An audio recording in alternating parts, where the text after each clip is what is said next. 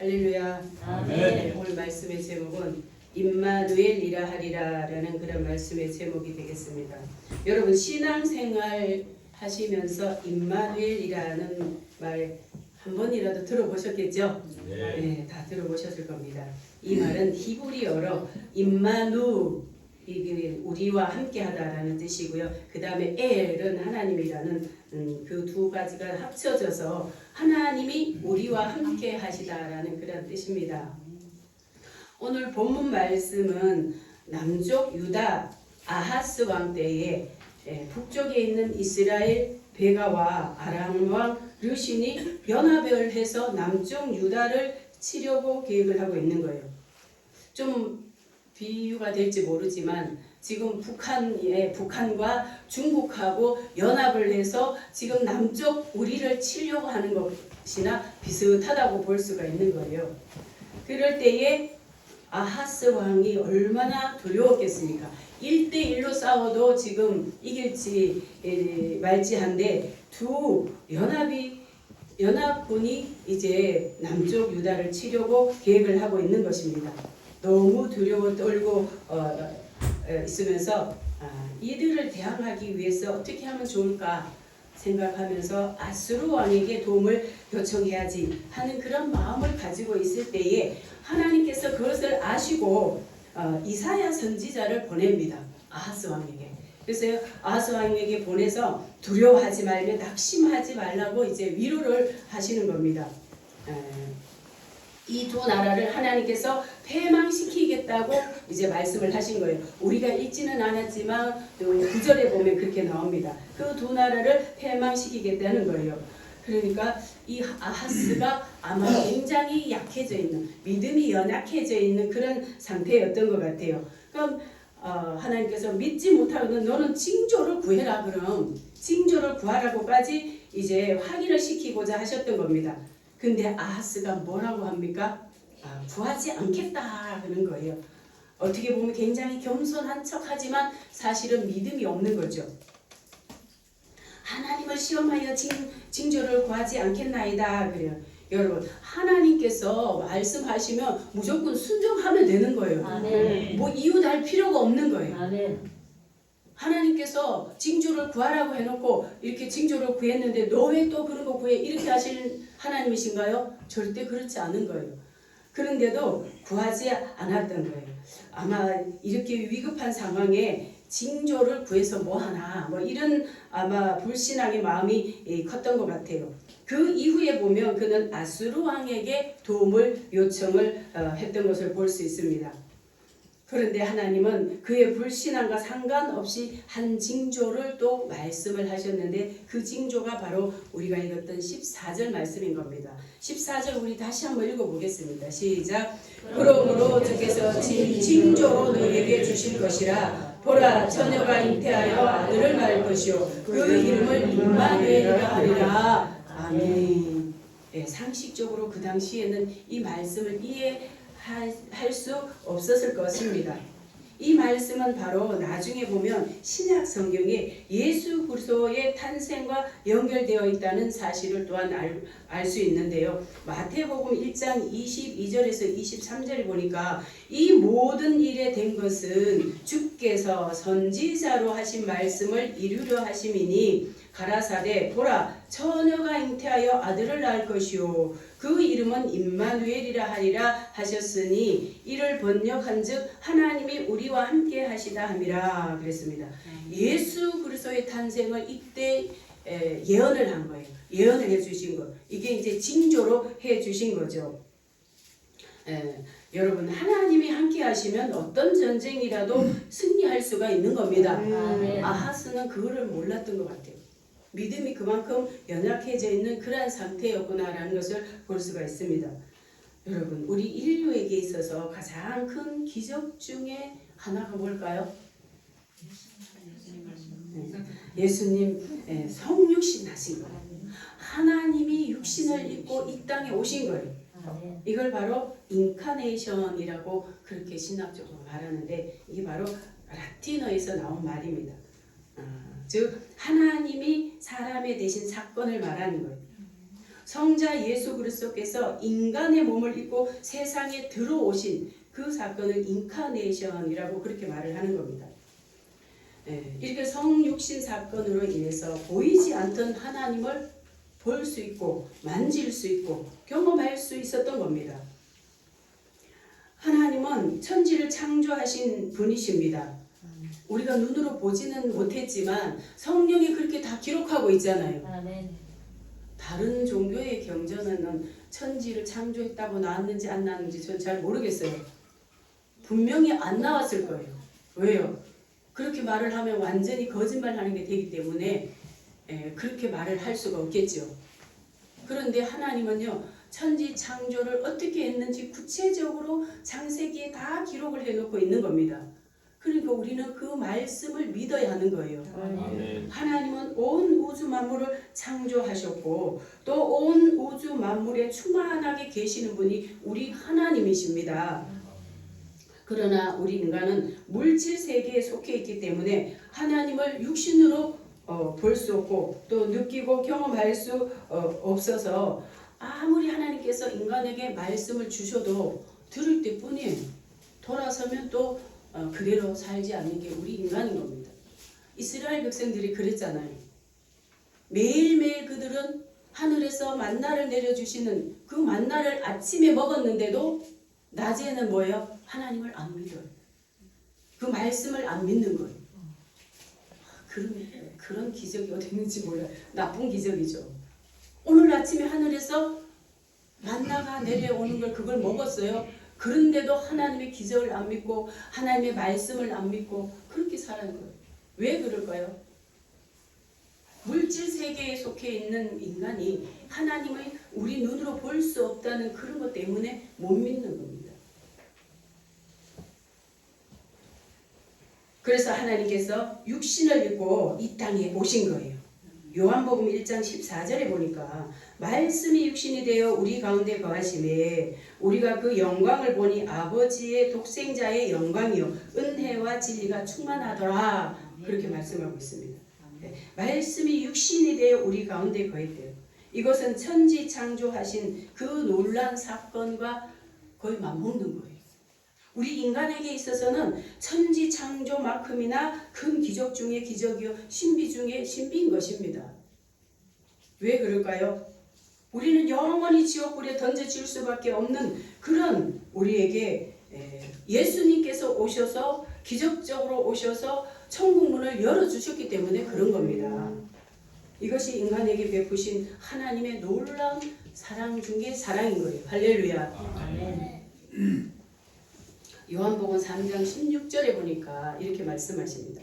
하나님이 세상을 이처럼 사랑하사 독생자를 주셨으니 이는 저를 믿는 자마다 멸망치 않고 영생을 얻게 하려 하심이니라 그랬습니다. 아주 그냥 너무 명료하고 확실하게 하나님의 사랑을 나타낸 구절이 바로 이 구절인 것입니다. 인간을 하나님이 사랑을 하시되 어떻게 해요? 독생자 아들을 보내주시기까지 독생자 아들 십자가에 못 박는데 내주시기까지 우리를 사랑하셨다는 거예요. 실감 안 나십니까? 아멘이 안 나오네요. 네. 하나님은 우리를 사랑하시되 영이신 하나님 삼위 중에 한 위가 되시는 하나님을 낮고 천한 인간의 육신의 몸으로 입고 이 땅에 보내신 거예요. 그거보다 더 큰 사랑이 어디 있습니까? 지금 실감 안 나시죠? 지금은 그렇게 실감이 안 날 거예요. 근데 구원을 받은 성도가 천국에 들어가는 그 순간 그때 다 실감하실 것 같아요. 여러분 그 실감하시기를 축복합니다. 네. 당시 이스라엘 백성에게는 두 연합군을 어떻게 막느냐 아하스에게는 이게 문제였겠죠. 어떻게 막고 어떻게 이기느냐가 가장 큰 문제였을지 모르지만 사실 여러분 그들에게 있어서나 오늘 우리에게 있어서나 가장 근본적인 문제는 뭐입니까? 하나님이 나와 함께 하시느냐 이게 문제인 거예요. 내가 하나님과 함께 하느냐 이게 문제인 거예요. 하나님이 함께 하시면 삶의 모든 문제가 해결되는 것입니다. 내가 원하는 때에 그때 절대 안 돼서 그렇지. 여러분, 우리가 하나님과 함께 하면요, 때가 되면 다 해결되는 줄 믿습니다. 좀 기다리면 돼요. 할렐루야. 네. 만약에 하나님께서 우리와 함께 하시지 않으면, 더 크게 봐서 이 나라에 하나님의 복음이 전해지지 않고 하나님이 우리와 함께 하시지 않으면 지금 우리가 사는 세상이 어떻게 됐을까? 저는 그걸 생각을 해봤어요. 아마 지금 대학병원 굉장히 많이 늘어나잖아요. 아무리 그 어려운 그 코로나 시대도 건물이 늘어나는 거는 대학병원이더라고요. 근데 아마 병원이 훨씬 더 많이 지었을 것 같아요. 그것뿐입니까? 교도소 얼마나 많이 지었을까요? 예수님 믿고 복음으로 변화된 사람이 완전히 새 사람이 되어서 사고 치려다가 사람 죽이려다가 나쁜 길 가다가 돌이키는 사람들이 얼마나 많이 있습니까? 그래서 교도소가 이만한 거예요, 여러분. 그렇지 않으면 교도소가 아마 이거보다 배는 아마 더 필요할 겁니다.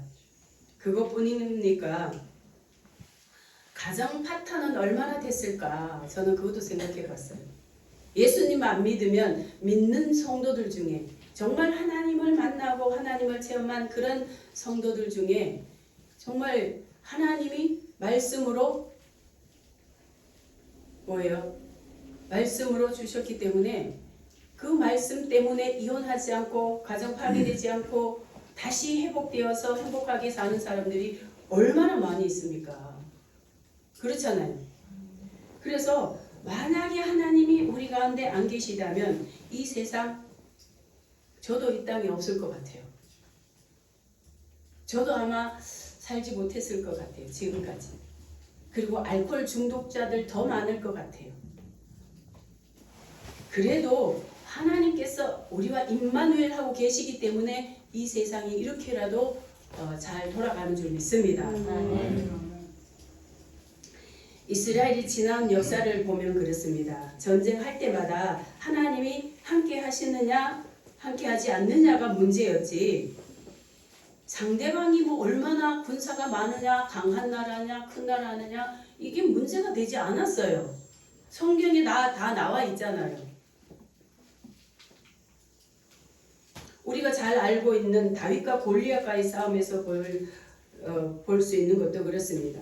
20세가 채 되지 않았던 소년 다윗이었습니다. 전쟁에 나가지 않았다라는 것은 20세 전이라는 것을 증명해 주는 것이거든요. 그리고 소년이라는 말이 나옵니다. 뭐 17살, 18살 뭐 이렇게 추정을 하고 있지만 어쨌든 소년이에요. 반면에 블레셋의 골리앗은 어떻습니까? 그와 둘이 단도직입적으로 싸운다는 것은 누가 들어도 코웃음 칠 일이에요. 골리앗은 외모적으로 볼 때에 다윗과 비교되지 않을 만큼 월등히 앞선 그러한 장수 중의 장수였습니다. 키가 약 3m나 돼요. 지금 여기 앉은 분 키가 대충 얼마나 되시나요? 제일 큰 분이 190 넘는 사람 없을걸요? 2m 되는 분도 없을 거예요. 그죠? 그런데 골리앗은 3m, 약 3m. 몸에는 갑옷, 한 손에는 칼을 들었고요. 또 한 손에는 창을 들었습니다. 전투 경험도 굉장히 많아서 블레셋의 이름난 장수 중에 장수예요. 대표로 나왔잖아요. 그리고 조석으로 40일 동안이나 이스라엘 백성들 앞에 나와가지고 어슬렁 그 완전한 복장을 하고 나서 어슬렁 다니면서 너희들 나와, 누구든지 나와 1대1로 싸우자는 거예요. 그래서 너희가 이기면 우리가 완전히 진 거고, 내가 이기면 너희들 항복해라, 뭐 이런 이제 말을 조속으로 소리를 질렀던 거예요. 그 소리 지를 때 40일 동안 그럴 때에 이스라엘 백성들, 이스라엘 군인들 한 사람도 내가 싸우겠다고 나온 사람 한 사람도 없어요. 그런데 이 소년 다윗이 내가 싸우겠다고 나온 거예요. 그러니까 포숨 칠 수밖에 없겠죠. 그 형 엘리압이 막 야단쳤잖아요. 그것뿐입니까? 그때 골리앗이 했던 말이 있습니다. 블레셋 사람이 다윗에게 이르되 내가 나를 개로 여기고 막대기를 가지고 내게 나왔느냐 하고 그 신들의 이름으로 다윗을 저주하고 그랬습니다. 이렇게 그 다윗을 보고 나를 개로 여겼느냐 할 때는 그만한 이유가 있었어요. 이렇게 완벽한 그런 그 골리앗에 비해서 다윗은 어땠습니까? 양치기 소년, 체구는 우리와 비슷한 체구, 전투 경험 전혀 없습니다. 거기다 무기라고는 물매와 돌 5개, 매끈한 돌 5개가 전부였대요. 물매 우리 모르죠. 그래서 제가 그 챗 GPT에다가 다윗이 들었던 물매 좀 보여줘 그랬더니 보여주더라고요. 네. 옛날 새총 있잖아요. 그거 비슷하게 생겼어요. 거기 돌 낄 수 있는 그런 뭐 우리 마스크처럼 거기다 돌을 껴서 양쪽에 긴 줄이 있고요. 그 긴 줄 하나 끝에 동그랗게 그 매듭을 지어놨더라고요. 그거는 손가락에 끼는 거고 거기다 돌을 껴서 빙글빙글 돌리다가 손가락 꼈던 걸 탁 놓으면 그러면 돌이 확 날아가는 거예요. 네, 연습을 많이 한 사람은 이제 그걸 잘 맞출 수도 있다고 하더라고요. 우린 새총도 못 사는데 그 물매를 어떻게 싸겠어요, 그죠? 그런데 다윗은 그게 중요한 게 아니었던 거예요. 그게 중요한 게 아니었던 겁니다. 블레셋의 그 장수 골리앗이 다윗에게 위협을 주기 위해서 내가 나를 개로 여기고 막대기를 가지고 나에게 나왔느냐? 그러면서 자기 신들의 이름을 부르면서 다윗을 저주를 하고 그랬을 때에 다윗은 뭐라고 합니까? 그 저주뿐만 아니라 또 이르되 내게 오라 내가 내 고기를 공중의 새들같이 들짐승에게 주리라 이렇게 점점 이제 위협을 하고 있는 겁니다. 이럴 때에 다윗이 부들부들 떨면 내가 잘못 판단했구나. 아우 무서워. 이러고 돌아갔습니까? 그러면 성경이 기록을 안 했겠지요. 이때 다윗은 더 당당해졌어요. 뭐라고 했냐면 45절에 보니까 사무엘상 17장 45절에 보니까 다윗이 블레셋 사람에게 이르되 너는 칼과 창과 단창으로 내게 오거니와 나는 만군의 여호와의 이름 곧 내가 모욕하는 이스라엘 군대의 하나님의 이름으로 내게 가노라 그랬어요. 할렐루야. 나 무기는 지금 변변치 않지만 나는 여호와 하나님의 이름으로 너와 싸우러 가노라 라고 외친 거예요. 소년이 지금 장수 앞에서 이렇게 말하는 거예요. 칼과 단창보다 더 위대하신 만군의 여호와의 이름으로 나간다고 외쳤던 겁니다. 여러분, 다윗의 말에 어떤 강력한 힘이 있지 않습니까? 우리 믿음의 사람은 하나님이 함께 하시면 당당해지는 거예요. 담대해지는 거예요. 위기를 만나면 더 강해지는 거예요. 하나님이 함께 하시지 않는 아하스 왕과 하나님이 함께하는 다윗과 이렇게 차이가 나는 거예요. 하나님이 함께 하시지 않으면 위기 때에 비굴해지는 거예요.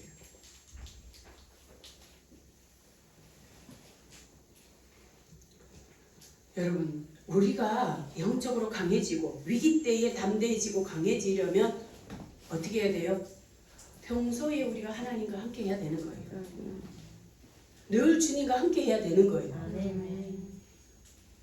함께 할 때에 위기 만나면 어떻습니까? 그때 우리의 믿음이 그때 나오는 거예요. 그때 담대한 믿음이 그냥 자기도 모르게 나오는 거예요. 왜요? 하나님과 함께 해봤기 때문에 하나님이 지금도 함께 해주실 거라는 그런 믿음이 있기 때문에 담대해지는 겁니다. 여러분, 평소에 주님과 늘 함께 동행하시기를 축복합니다.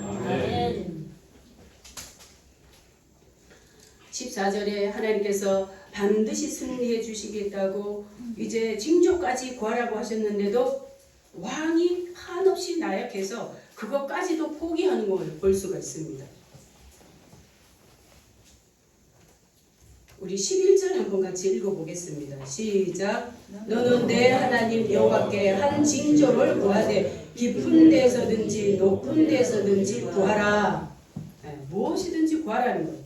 깊은 데는 음부, 음부를 상징하는 것이고요. 높은 데는 하늘을 상징하는 거죠. 이 두 장소 중에 어느 곳이라도 택하라는 거예요. 하나님께서 네가 말만 하면 다 징조를 보여주시겠다는 겁니다. 그런데도 불구하고 아하스는 구하지 않았어요. 왜 그럴까요? 마음이 연약해져서 믿음이 안 생기는 거예요. 기적을 보고도 하나님이 함께 하시는 그 놀란 그 역사를 못 믿는 그러한 믿음이 바로 이 아하스였던 겁니다. 여러분, 평소에 하나님과 함께하지 못했던 사람은 결정적인 순간에 결정적인 기회를 하나님이 주셔도 그 기회를 포착을 못하는 거예요. 그러나 늘 함께했던 사람은 우리가 아무리 연약하고 아무리 환경이 불리하고 아무리 악조건이라도 평소에 하나님과 함께했던 사람은 기회를 포착하는 사람입니다. 할렐루야. 네. 포기하는 사람과 포착하는 사람의 차이가 어디 있을까요? 믿음에 있는 거예요. 환경에 있는 게 아니라 믿음에 있는 것입니다. 이 포기와 포착이 별거 아닌 것 같지만요. 승리와 패배의 차이가 되고요. 천국과 지옥의 차이가 될 수 있는 겁니다. 성공과 실패의 차이가 될 수 있는 거예요.